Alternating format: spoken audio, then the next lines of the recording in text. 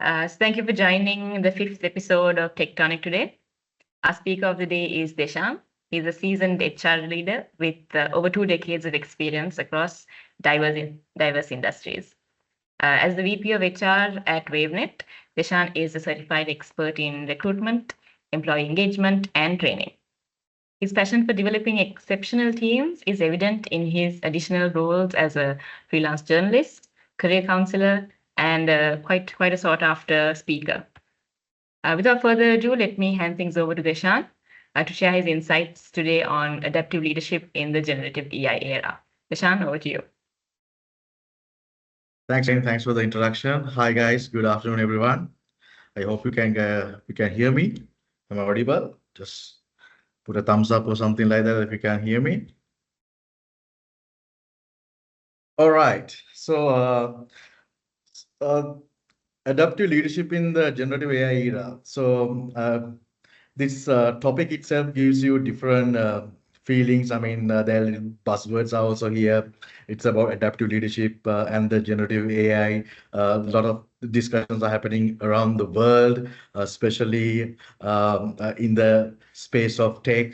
And we also talk about the leading in the age of width. So let's dive into those areas. And before we go, I mean, I would like to take this chance to use this 1 hour, not for me to speak only. I would like to interact, maybe ask a couple of questions, maybe clarify certain things, maybe learn together, or whatever it is. So let me jump into the first slide. I would want to take you on the memory lane. I mean, want to take you back to the 19th century.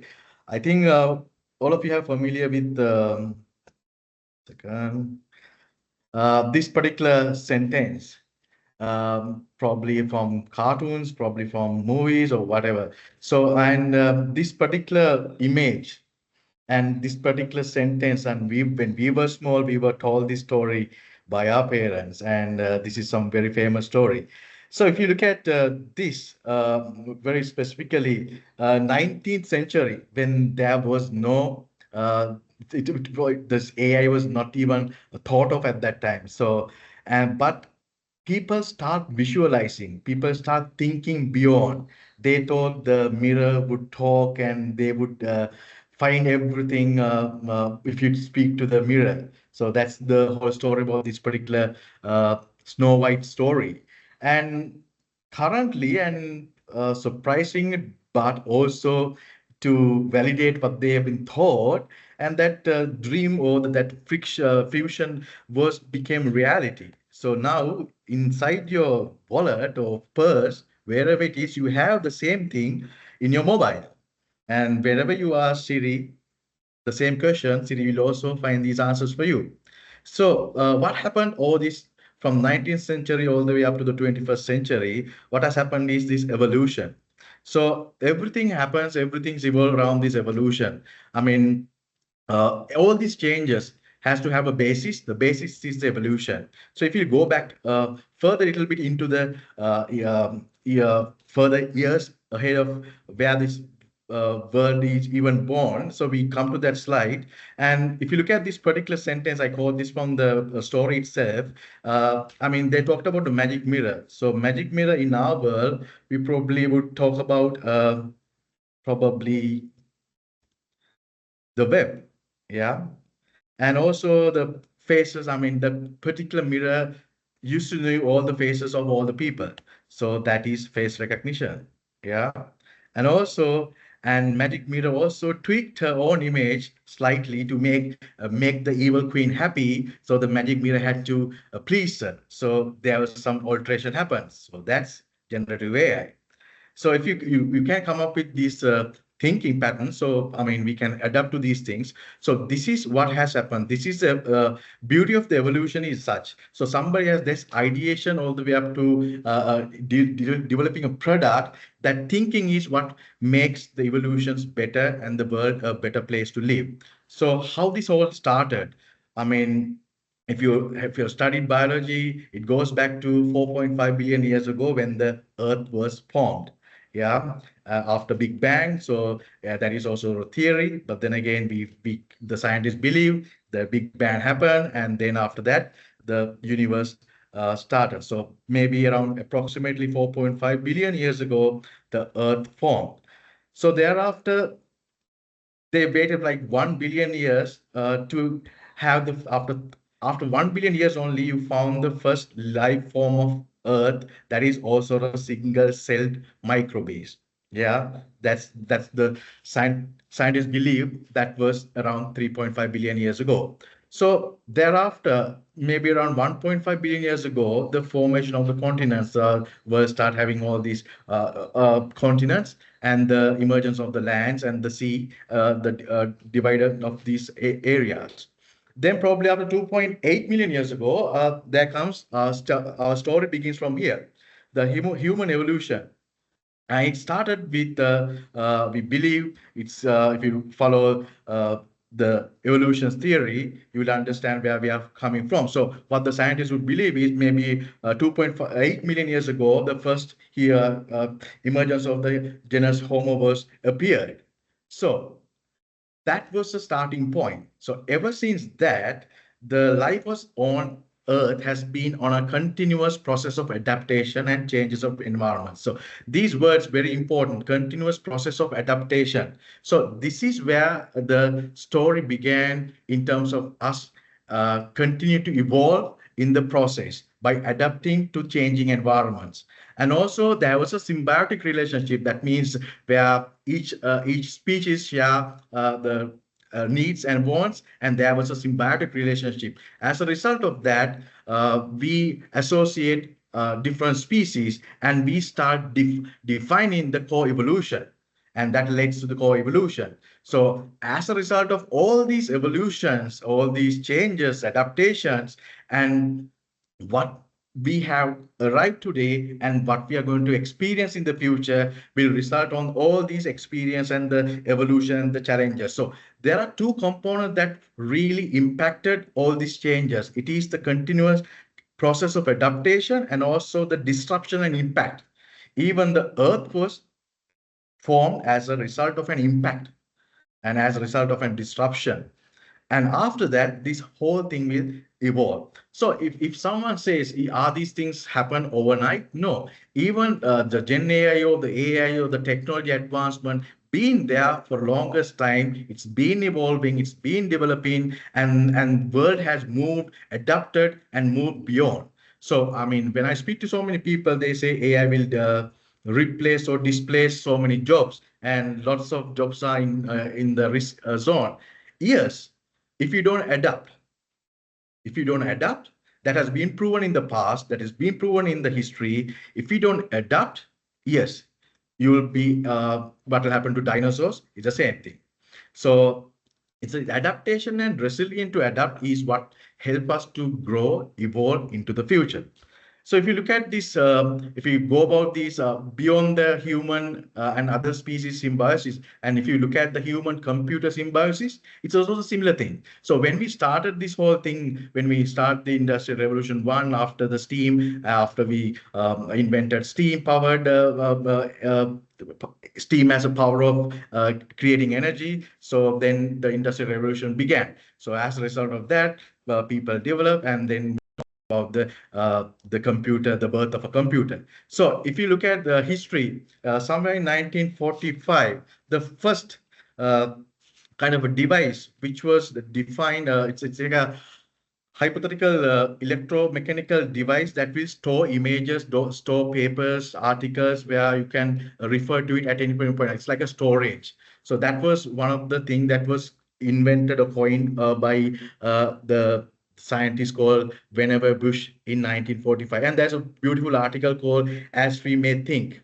If you have time, maybe you reflect on that. As we may think, that gives you a whole holistic picture about what this mimics was and what was the core idea, what was the thinking behind it, even inventing something like that. What was the need at that time? Then people start building on that. Then in 1969, the online system was invented, or that was invented by the Douglas Engelbart, and he also been famously known as the mother of all demos.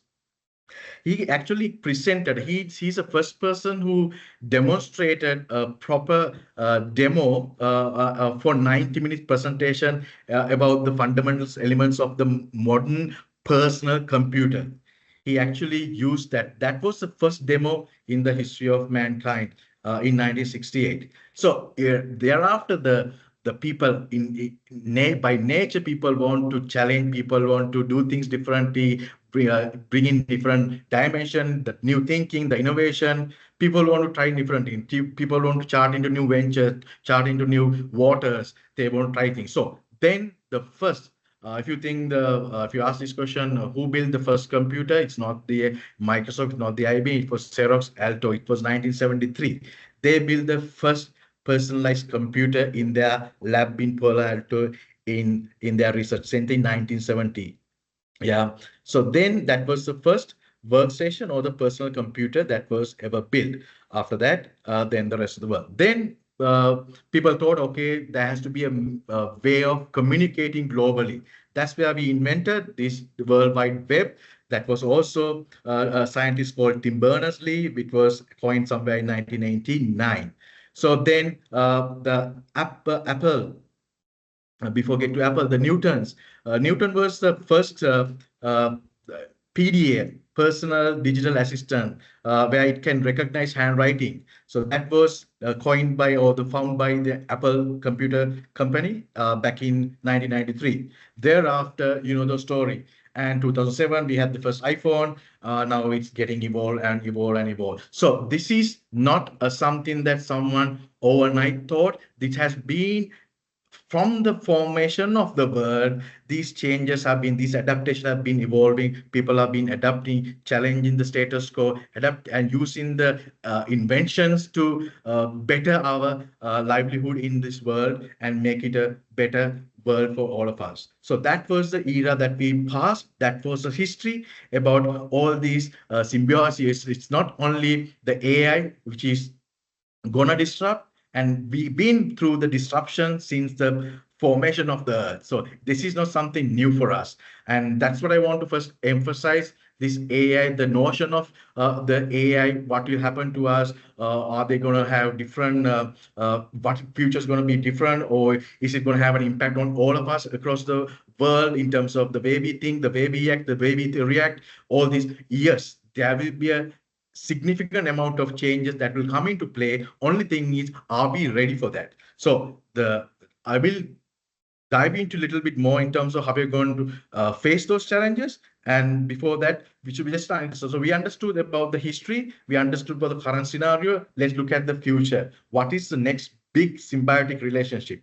And it's not other than it's a human AI symbiosis. So we have to interact. So interconnect with AI. So we can't have humans separately and AI separately. We'll have to co-evolve like the early days of the world. We co-evolved with the different species, and we created and we lived thus far.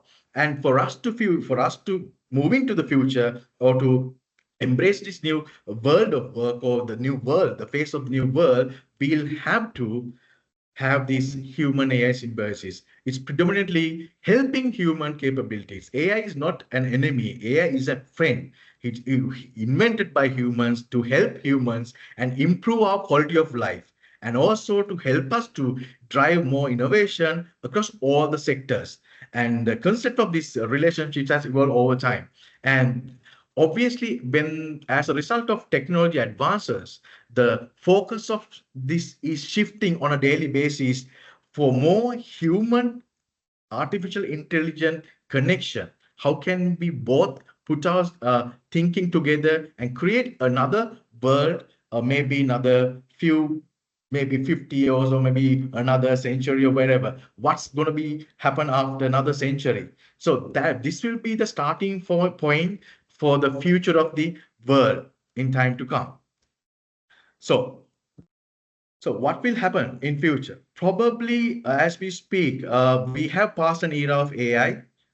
We talked about the machine learning. We now learn about the generative AI, and also we also learn about the adaptive, the artificial general intelligence. And also those are becoming more and more powerful, more and more power, more and more refreshed every day and integrating into our day-to-day life in various ways throughout various industries. So that's something that we need to keep in our mind, and we need to be watchful. We need to understand how it happened, what it's happened, how it's going to impact to me, how I going to get the benefit out of those technology advances to better my quality of my life. And also, if you look at the progress of quantum computing, it's been there for some time. It's in the lab, and probably you will see a prototype, a working prototype, or a pilot being run in near future. There are a couple of quantum computers being developed as we speak, and that has the potential. The initial computer has a potential to make our life easy to a certain extent. But the quantum computer has the power to revolutionize the fields like cryptography, the material science, and the complex problem solving. I mean, that itself gives a lot of data, a lot of information, a lot of insights for people to have a better quality of life and drive innovation across all sectors. So these are in the making. And as you speak now, even now today, as we speak, we also use telemedicine. A lot of countries have been moving into digital healthcare technologies and using those products as to improve making their health more accessible. So another important aspect is accessibility. For people to have more accessibility means the people will have time, and all these changes, and it's about the speed of change. The what will happen from now to the next 5 years or the 10 years, it's the speed of change, and the people will have the ability to adapt fast and adapt to the speed of change. Will have a different lifestyle, will have a different economics, will have different I mean, even the as a country, as a even the economics of countries start evolving, developing as a result of these changes. And also the commercial space industry, as you also know about the SpaceX project, and probably that will evolve. That will become actually a tourism industry. And right now, it's like a dream for us. But if you look at 10 years, 50 years down the line, just like we go on a international trip, or maybe to Thailand, or maybe to Malaysia, wherever, people will start, okay, next month I'm going to Mars, next time I'm going to somewhere like that. So that space tourism is also now booming industry, and also asteroid mining. So these are the areas that this technology has helped human to explore, and we should be able to take the benefit out of it. Obviously, we will see in our before we come to our end of our journey here, but we should be able to see these changes. And also the shift towards, if you look at the industrial revolution one with the steam, then with the steel, likewise, now we are sitting at the industrial revolution 4. Some people say we are at the industrial revolution 5. Whatever, we'll have to have this next, the shift towards the continuous disruption and exponential growth of this technology will really impact the automation and robotics areas in various. So that is where we need to be aware of. So for last couple of decades, if you look at maybe the pre-pandemic era, it was something we never talked about AI much. We never talked about work from home. We never talked about these topics. But all of a sudden, overnight, the world took a shift. It was a paradigm shift. We start talking about work from home, new world of work, the involvement of the technology, the automation. Now it has kick-started, and it is rapidly growing as we speak. So in another 5 years down the line, you see various different areas or products coming out to the market in terms of robotics. And also as organization, as if you see the after pandemic, there is a recession in most of the countries. So to boost their economies, people will move into automation, invest in automation and robotics to in various industries. One is to mass production, one is to save time and to get to the market faster. So that may have a result of impacting jobs. So if you look at in the 10 years, 15 years, or maybe 20 years, we had telephone operators, we had lift operators. Those jobs are not there anymore. We had accountant who used to not having the calculator but used to count the numbers, and those people, I mean, after Excel, those jobs got disappeared. So likewise, it has been there. It's not something new, but the speed and the pace of it has been increasing compared to the previous decades of evolution. So that's something that we need to be mindful about these new changes. So what can we do? So if there's an impact, what can we do? We need to have a backup. We need to have to first, we need to understand what this impact causing us and how I'm going to face that as an individual, as an organization, how we're going to face these challenges. That requires an open mindset and agile mindset, where you are okay to unlearn everything and to relearn something new. What is required for you to sustain or survive in the future? That itself adaptation, that itself change. People don't like change, people resist change. But then again, then are you, so your question is, are you going to become a dinosaur? Are you going to be an agile and going to adapt and move on with your life? So we have to learn new skills. Thing is, we need to understand what area, what things that I can learn, what as an organization, what need to understand, how this will impact on my business, how this will impact on my growth, how this will impact, how this technology advancement differentiate me from the competition. And those are the questions that as leaders we should answer. And what sort of a skill set that I should embrace or embark and continue to develop our people, and those, and also what sort of a decision should I make, what sort of investments should I make in terms of building these areas. So that's a question that we all need to answer sooner or later. And also evolution of social norms and values. So this itself create a different culture, and culture will be influenced by technology advancement, and also there'll be lots of laws, lots of regulation will come into play, and we need to that will kind of shape the formation of the future of man and AI symbiotic relationship. Yeah. So these things are, even if you look at, if you dig down to a little bit of information or start reading up some of these materials available on net, and there are things that already governments are thinking about looking at their regulations, the policies, and the policymakers are now trying to involve, bring in these pieces, elements together to redefine, upgrade their policies and procedures aligned to these. And because of the advancement of the technology, there'll be risks. So how are we going to face these risks, especially in the banking, especially in the banking sector, especially, and also the security sector, information security and all that. And those things are being discussed and those things are being implemented. So likewise, things are changing. But what we see is only the crust, but there is a huge development happening at the core.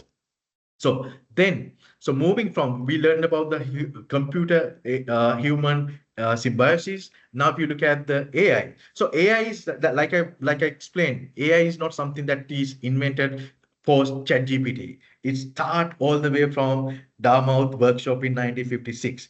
That's where everything started. If you follow the history of the evolution of AI, the people who were founders of AI, especially Alan Turing, likewise people who really coined this the term, and they developed these AI scenarios in their lab in Derma workshop in 1961. After that, people start building upon it, and then people start looking at things more differently and co-evolve these things with the help of the previous predecessors findings. So the birth of AI it happened in 1951 at the Dermot workshop, as I mentioned. Then after that, in 2016, WaveNet. It was a DeepMind. There was a company called DeepMind. So WaveNet marked a significant advance on generative models for audio.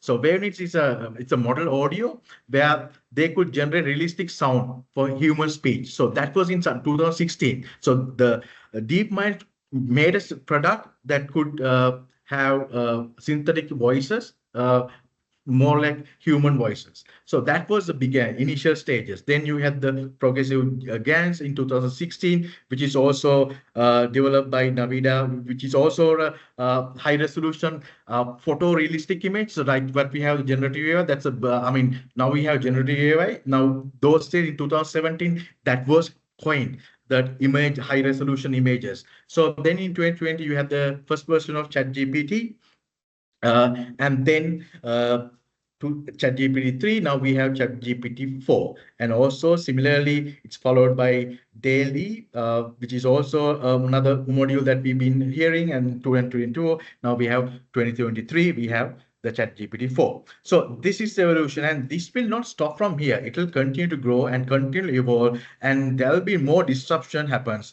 So even though OpenAI will have a different version, maybe Google might have a different version apart from Brad. So likewise, people, the organization, we start challenging the status quo and bringing different dimension, helping us and helping us to have the time and space for us to do something different. So that itself brings certain challenges for us as an organization. What I'm going to do with my people, certain jobs can get replaced, or I mean, may not required. So how I'm going to face those challenges.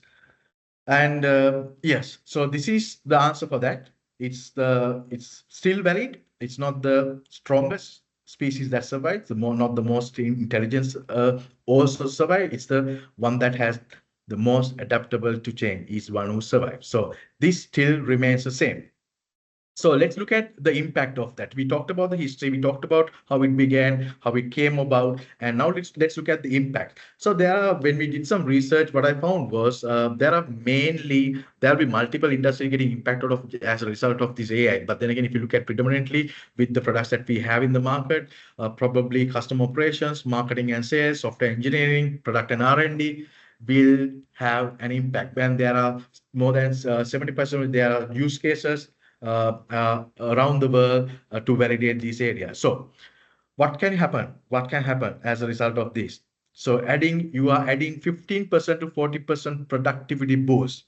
So as you remember, I said about the world is going through recession, there's changes, there is pestle impact, there is changes happening, and people want to strive. So people, the only way that organization or the country will grow their GDP is if you boost their economy, the scale of economy. So the productivity boost, if you can add additional 15 to 40% productivity boost, that itself gives you a huge potential globally to deliver probably from 2.6 trillion to economic benefit annually for around the world. So, and also this is interesting. And if you look at as a result of combining GenAI with all other technologies, if you do that in 2024, if you adapt or if you involve GenAI in our day-to-day technologies, half of the work's activities could be automated. Okay, so that's something that we should be considered. And also, if you look at the growth as a result of these changes, the rapid sustainable, the economy will boost. If you look at in the early days when the steam engine was formed, all this time the population was kind of stabilized. Okay, if you look at that, then all of a sudden with that you had a J curve, and then that curve is going climbing. The population start increasing, and if you read the story, it's very fascinating. Up to Industrial Revolution 1, the curve was more or less balanced. Yeah, moment you improve coined or found these steam engine powered that boost, even the population start increasing at a rate, and it's still inclining. Yeah, so likewise these changes will have a definite impact on the economy, on the scale of economy, and for people who live in those economies will have to adapt, and we need to learn new skills, and we need to start changing. We need to start looking at things more differently. And if you think my job is secure, I am not irreplaceable, I am inevitable. So I mean, every job is occupation is inevitable. I mean, we need to make sure this transition is managed, and we should be able to grow within an organization, grow as an individual, and also grow as a country in the world, if you want to compete the world. And then we look at and the evolution of AI or Gen AI got leaders to think different. All this time, what we were discussing was what we were discussing at the round table was about the strategy, about the growth of the business. How can we capture that market? How can we venture into new markets? And how do you develop a new cutting edge product? But all of a sudden, and about the recruitments, what sort of profiles that we should have, and the investment and all that. All of a sudden, now the leaders are thinking slightly different. That talking about we're going to face these challenges in the future, and how our business going to survive. Will I get will my business, if I want to evolve, it's not about creating a market share. It is winning the market share in this current context. So how this generative AI will support me to get there faster, compete in the market much more resiliently, and also to rethink our business processes, rethink our organization structures, rethink the way we operate as an organization all these years, and the people that we hire, the technology that we're going to use, the models, business operating models. And these are things that most of the leaders are thinking and strategizing as we speak. So that's as a result of the disruption and the impact that causes by the AI or the generative AI era. So again, few questions. So if you say technology has evolved, so that's the simple question that I have for you today is, as there could be leaders hearing this, there could be emerging leaders, there could be individual leaders leading themselves. How ready are you today for your people for tomorrow? This is a question. I mean, we can say we have invested, we have the funding, we have the investment. What have you done today for tomorrow? And how do you see your organization in this ecosystem? How engaged are you with these tools and technologies? How much uh, effort that you use to adapt this technology into your mainstream? How much you are willing to change your status quo, change the current business operating model, and to infuse these technologies and to curate a different business operating model that is more scalable, more agile, more adaptive to the evolving world. So these are the questions as leaders we should be prompting, asking on a daily basis, whether do we have the answer. If you ask me, do I have an answer? It differs from industry to industry. It differs from the organization to organization. It differs from person to person. It's about a question that we all should answer if you think about the tomorrow. And if you are a person who is in has a network in the market, who is reading and who is understanding, you see this wave is coming pretty fast than we anticipate. So there are a couple of things that in a very simple term, you can do this. So you go back to your drawing board, you start thinking, you get your team together, start debating. Am I ready? Am I willing to change? Yes, I've been here. I have a legacy. I have a way I look at things. Am I willing to change for my people, for me, for my people, for my organization? And the only way that you can do is uh, in a simple way, if you do the same action, if you think, no worries, I don't care, I will still go along the same way. I'm 100% believe in my thing. That's the way forward. I don't want to, AI is not going to impact me. AI is not going to impact on my job. These are all good, but it's not going to impact. If you do the same thing, and you will have the same results. And if you think, yes, it's time for me to think, always start thinking, ideation, think.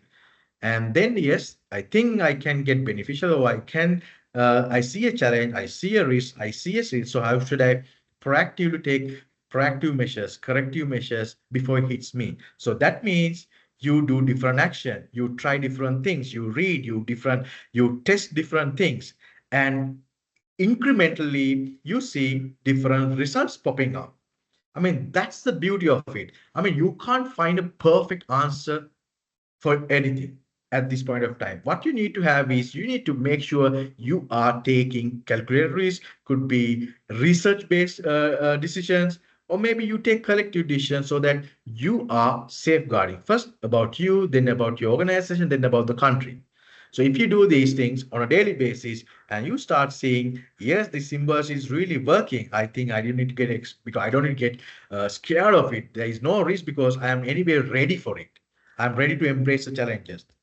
And if you look at the some of the jobs that is actually at risk, if you look at the jobs that is actually, if you look at the, I took some notes about from the different articles in 2023, the World Economic Forum. They did the press release on future jobs report. They talk about the bank tellers, retailer related clerks, data entry clerks, administrative executives, secretaries.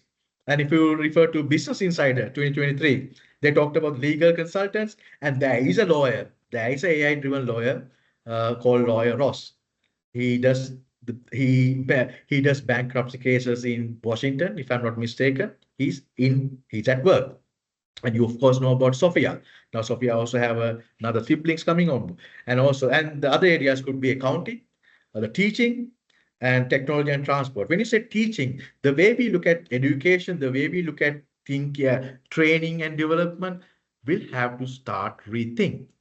And what the models that we use are being developed probably in Industrial Revolution 3 or 2. Some have been coined from World War II. So certain philosophy that we use currently, even at today's business world, are being old age, or those need to be refined. Those are still valid. I'm not saying those are not valid, but it's important that we refine, attune, use AI, use technology to better those models or the theories.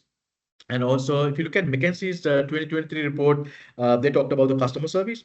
If you look at the Gen AI, and if you look at the immersive technologies, customer experience, and digital sales, service operation, those are jobs at risk. And also, if you look at industries like supply chain, in HR, recruitments, training and development, those will have an impact. Those things has to refine, remodel to cater to the new world. And also manufacturing, obviously, and also the content writers and that whole press related stuff. And if you look at the in country, so every opportunity that you lose, that's why Mr. Surendra Pichai say AI will not replace, it'll give more opportunities. So that's a beautiful side of that. So there'll be new jobs, there'll be new models, business models in this economy. You will have different models. The models what we see is what we have right now, but when the technology was in this economy, you have different. So that means the labor laws to the strategy what we have for today have to be relooked at. So especially in terms of the AI space, you will have more prominence, more economic jobs would be, again, the World Economic Forum says the data and AI engineering, cloud computing, the people and culture, product development, business intelligence analyst, and infosec analysts and fintech engineers. And again, the PwC talks about healthcare a lot. And Forbes talks about machine learning, robotics, data scientists, and AI space and astronomies and that space related jobs. And the International Labour Law talks about the STEM professionals. So those are some of the things that they believe could evolve or improve as a result of AI. And and the jobs that is is at the race right now should be replaced or remodeled, reshaped using these things. And those experience, the tacit knowledge, can be used to modernize the thinking, maybe look at things in a different perspective. I could evolve different roles in time to come. So starting from the education, things will start to slowly change, looking at the future. So the policymakers or the leaders should always think about not 5 years, should be thinking about 10 years. Maybe spending a lot of time reading, understanding, and visualizing how the world is going to be. And there are plenty of researchers that is currently ongoing. We should be able to get that, especially forums like Gartner, TM forums, and there are so many other. I mean, the research like World Economic Forums, they talk a lot about these areas. So as leader, we should be able to get that exposure and see how best we can plug that into our day-to-day operation and get ready to embrace these beautiful changes. And the survival question. and is the age of wheat. Now, when you talk about age of wheat, now we talked about the evolution of the symbiosis of the and the story, and we talked about the how the transition happened from early days to Apple phone itself. Now let's talk about the generation. Now, if we look at the current generation in any organization, we are at a clash of age. So we have generation X, Y, C, and in another 5 years down the line, and while you guys are may still having this playing the leader role, you will have the first batch of generation Alpha in another 5 years time. The first batch of generation Alpha. So what is that? So how are we going to deal with them? What's their, I mean, we try to understand how to read a Gen Z. And now next 5 years time, you have technology advancement, you have a new breed of people coming to the corporate world, you have different cultures of people working in the same organization, driving for same vision, and as a leader, how we are going to face this. And that's something that you should be thinking. To help you with that, to answer that question, you have to. If you embrace artificial intelligence, you will be complete. If you do not, and you are late, you will be finished. And if you reject it altogether, you are done. Because if you see the wave, if you see the size of the wave, it's like a tsunami. So you have a problem with the technology. Technology is advancing. The business models are changing. The talent population is changing. There's a war for talent, and the globe because of the globalization and because of the technology, people have different options. The options are huge, and there's plenty of opportunity for people to get more opportunities. So you are in that crunch, and also you have to deal with the clash of ages. And as a leader, as a CEO, as a business leader, how are you going to face this challenge? How are you going to use this for, and how are you going to prepare your team? How are you going to prepare your leadership team to face these challenges rather than we try to every day we try to fix a operational problem? I mean, these are the times that the leader should spend a lot of time.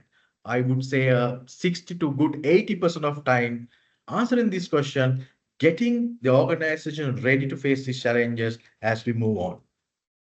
So, and to do that, all the leaders should start learning new things.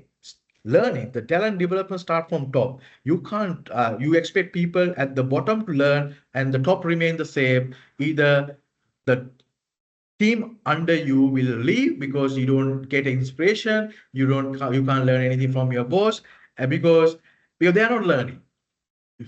Learning start from you. For you need to ask yourself, am I willing to change? I am a leader. Am I willing to change? Am I willing to learn? So you talked about the reusable skills. All this time when you do the 9 box matrix, if you look at the succession planning or whatever, we didn't much until recent past, we didn't touch about emotional intelligence. Now we use that for heavy. We use it for every day. So emotional. If you recently, maybe 2 3 weeks ago, we talked about into intentional influence. All this time it was influencing skills. Now we talked about intentional influence. So things are reshaping, things are remodeling. So as leaders, how much have you learned for last 6 months? And with that, how much improvement that you predict, how much improvement that you have made in your organization? How, because in the future, what will happen is you will have this, the critical thinking is going to be a major role for all the leaders. And regardless of the domain you're in, the industry you are in, as a leader, you need to start critically. You need to start analyzing data and challenge your status quo and make sure that you make the right decision, because we are now, it's all about time and speed of change. And if you look at half of the skills used to be 30 years, it's now 7 years. Now that's the advancement. That means that an average career, you're going to change 5 times your overall skills. That means if you are playing a leadership role right now, the acquired knowledge for last 30 plus years, now it's can be done by 7 years. That means you need to unlearn, relearn new things at least 5 times during your career. So that's the speed of change. That's the speed of change that we need to, the world is moving with. So the choice is up to you. Are you going to willing to learn? Are we going to willing to make that investment? Are you going to willing to do, or are you going to spend most of your time problem solving at the operational level? And to do that, there are a couple of things that you can do to create this adaptive leadership. This adaptive leadership is all about helping and creating sense of urgency for in the ecosystem, driving that from front. So that means as a leader, with the rise of AI, with you embrace AI, then you need to make sure that the leaders, the way you think, the way you act, and the way you react has to change on the go. And that's the challenge. Now, those days you had time. Okay, you had time to think. You had time to think, take time, take breaks. We used to do retreats. We can go on different 3-4 days management strategy thinking retreats. Do you think that you have the luxury right now? You have to do it on the go, on the fly, every day. So, how much time that you allocated in your calendar for thinking? And to do this. And so, first of all, you need to embrace that there is a technology that we have to adapt, that we have to embrace. And without that, we will destroy it. So that's number one. And number thing is, it's not something new. It's been there since the formation of the earth. So adaptability, learning, and resilience. So that's given. So we are part of that. So it's in our DNA. So then what you need to do is you need to recognize the need for change. So that is very important. When you recognize the need for change, it gives you different perspectives, different thinking patterns that will allow you to basically co-evolve your organization, co-develop your organization for a mission that will help you to grow. So, and identifying those opportunities to change and then ensuring the organization is geared up for that. Embracing uncertainty. I mean, we talked about, I mean, most of you will, there'll be a couple of slides that we're talking about. Embrace uncertainty. We live with uncertainty. That's the beauty of it. So that itself gives us different flavor for us to continuously think out loud. This critical thing is important because of that. And also building a culture of continuous learning. So this is important. If we don't breed a culture of continuous improvement or continuous learning, if people think I am here, I'm going to do my job today, and I'm going to shut my laptop at 5 o'clock or 6 o'clock. I go home, I do whatever, I come back to morning and I continue from where I stopped yesterday. Or am I going to continuously learn? Is it been pushed through the management, or is it been taken seriously? And every individual, do they have a vision? Do they have a plan? Do we push people to learn, or we expect people to just work and just manage the day-to-day challenges? And fostering resilience. So fostering resilience as an adaptive leader, if you call yourself an adaptive leader, you need to make sure there'll be problems. There'll be lots of setbacks. These are changes, but you need to make sure that you create that culture of perseverance and determination within your teams. You be an example of for them and to create that culture. So if you focus on these 4 areas as a starters, I think you can slowly have that culture. You can see this culture emerging in your organization or in your teams or wherever it is. And it's a impact of harnessing adaptive leadership. This is very important. So we talked about the embrace, and we need to navigate the technological change. So that means we need to guide our teams, and there has to be process to be reinformed, process to be relooked at, and we need to embrace uncertainty. And we need to believe there's transformation is happening, and we need to make sure we need to have a culture of innovation for us to face these challenges. And also learning and development. I mean, it's not about sending people for certification or sending people for development or leadership training. It's not about that. Find the learning habit within your organization. Find what you, as an organization, what initiatives, what learning initiatives that will help your team, your team, your resources for to take the organization to the next level. What things that we can do to upskill our people or reskill our people. And that is not just by sending people on a training. Those are good, but then again, with what objective? How does it reflect back on my business? Is it aligning to my vision? Because the skill set for future is such, and if do you have an understanding about what skill set are you going to develop in your people? Looking at the future, looking at the business model, looking at the industry that you are in. So these are things that the leaders will have to slowly build and also promote agility. I mean, people for this this evolution will not be practical if we are not adaptive or we are not agile. So there is people agility is number one. So people agility has 5 parts. If an organization can start thinking about these 5 parts very seriously, and then it will help. And also the flexibility and the growth mindset in the teams. And these, if you start planting these seeds today, you start harnessing these qualities in your leaders, in the business, in the course of next 3 to 4 years. And that itself in your, when you have that proactive thinking, obviously you are ready to face these challenges and embrace these changes. And you and your business and your employees will not have a problem in terms of risk of losing jobs or risk of losing businesses. So it's a paradigm shift altogether. It's a total paradigm shift that we are experiencing after a few decades, after a few years. So this paradigm shift is all about 3 parts. These are the three main. If you want to face this paradigm shift, what you need to understand is what is your engaging model, what is your resolution, what is your co-evolving model. So if you look at the digital literacy, yeah, the knowledge of AI, it's not about the knowledge of computer literacy. It's a digital literacy. The how AI system works. How many people in your organization knows how AI system works, their capabilities and their limitations, and the emotional intelligence part that I explained to you about. The EI can inspire trust and foster innovation, push people from their comfort zones. And this continuous learning mentality will help you to help your team to staying up to date and continue to evolve, learning new skills, and it becomes part and parcel of life. So that's where you start the first shift, engaging your team, aligning your team with that vision. Then you talked about the resolution, the critical thinking part.